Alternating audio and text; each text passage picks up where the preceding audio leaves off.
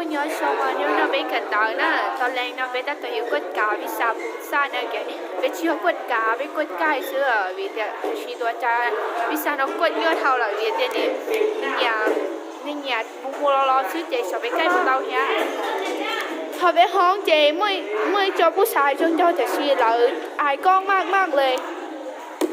สวัสดีค่ะหนูว่าฮัลโหลมาร้องมายอยงผม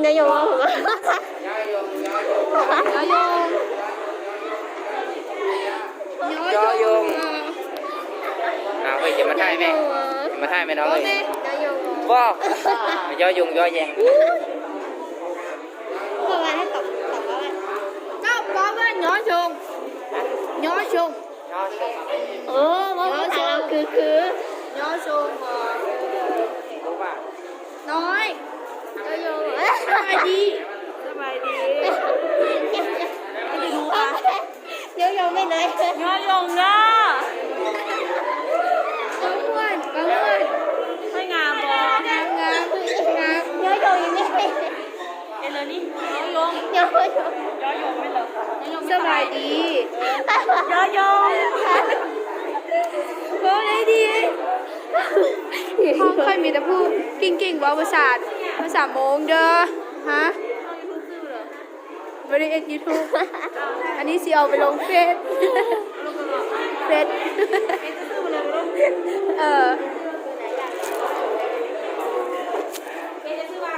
ชื่อว่าคนเก้านายะแอนไฮลี่นอเลยซื้อไปกับมุกกับตากวดการต่อนะโอเคแล้วจะให้ดูมุกไปเจ้าสิว่าย้อยมากวดการก่อนเลยโอเค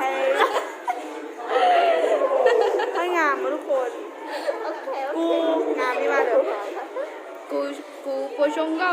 กูปวดชงก็ชงก็คือชงก็ย้อยงปวดชงก็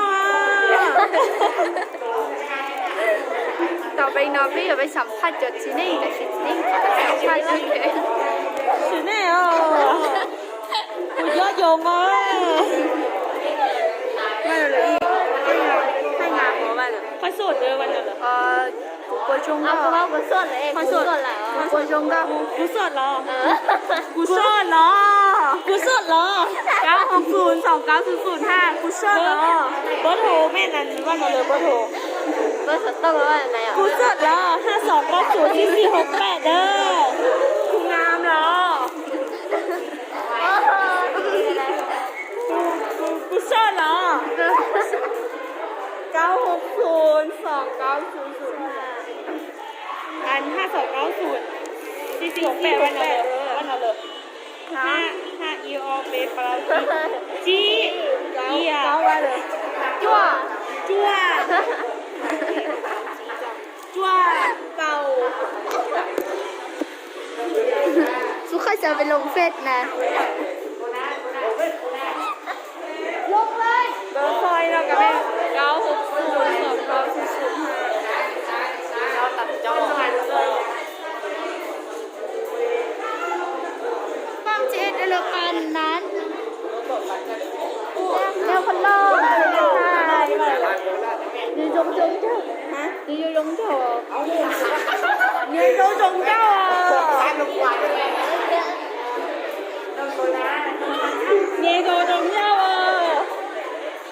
ย้อยงเนี่ยย้อยงเลยแล้วก็บอกจะมาย้อยงเลยเขาปิดได้แล้วย้อยงสาดิเด้ค่อยงานได้เลยกัวปอยงเก้านะมาปิดได้แล้วเอานะเอาปิดแล้วตัวปิดได้เลยตัวปิดเก้ายังเขามึงเห็นตายไม่บอกกูเห็นละกูก็เห็นละแสดงมากไม่ชอบเกิดแล้วมันย้อยงอ่ะถ่ายปะก้อนย้อยงกันสิย้อยงอ่ะนะม่อนหน้า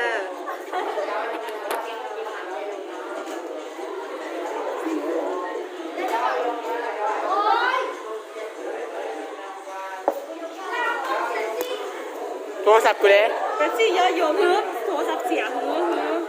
โอเคได้แล้วมา เอาเสียกูไม่ได้ซื้อโทรศัพท์ ไปขึ้นไปนี่到底是哦ห้องกันบ้านไงบ๊ายบาย ขอขับมาดีมาก บ๊ายบายไหมมึงบ๊ายบายเนอะบ๊ายบายกันจะต้องเลย